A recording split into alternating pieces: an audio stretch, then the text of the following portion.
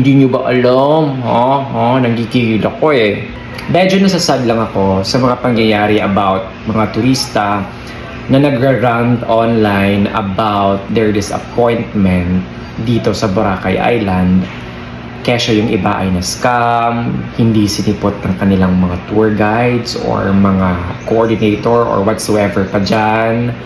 Yung iba ay hindi na-meet yung expectation ng mga water adventure na ina-expect nila dito sa Boracay Island. Unang-una na-hurt ako kasi syempre, negative comment yan sa Boracay Island. Pangalawa, nasasangkot kasi yung salitang tour guides. So every time na may mga turista na nasa scam dito sa Boracay Island, every time may mga turista na nagkakaroon ng bad experience sa Boracay Island, ang sisisihin agad ay tour guide kasi yung caption nila is tour guide.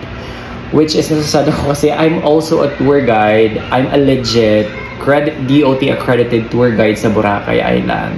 But napapasama kami.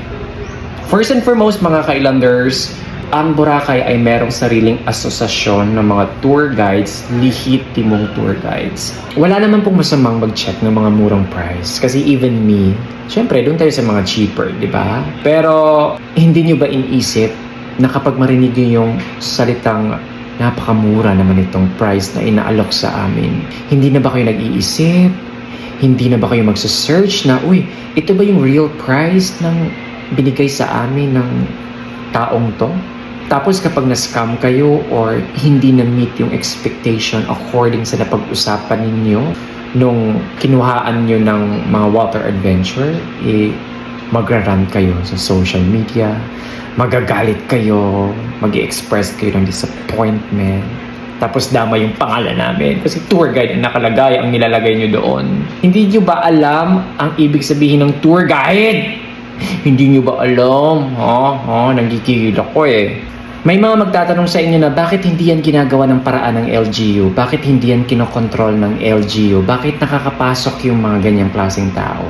Hello! Ginagawa naman po ng paraan ng LGU lahat ng makakaya nila. Nakikita nyo naman siguro yung mga pulis na nakaronda dyan 24/7 na nagkalat sa Station 1 to Station 3. Napapansin nyo naman siguro yung mga map natin. Meron din tayong mga beach card na nakaronda patrol sa Estrenta dyan sa may beachfront.